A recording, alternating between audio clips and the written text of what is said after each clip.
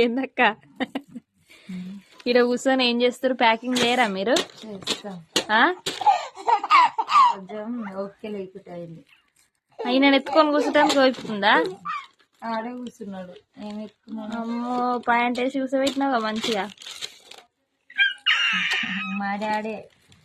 ఈ నవ్వుకు కారణం ఎవరు అనుకుంటున్నావు? ఆడు మా డాడే.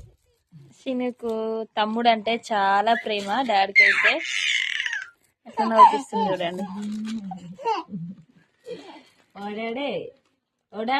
ఎవ్వరి కాడి పోడు. ఇక పెద్ద కన్నయ్య నా మీద వండుకోండి.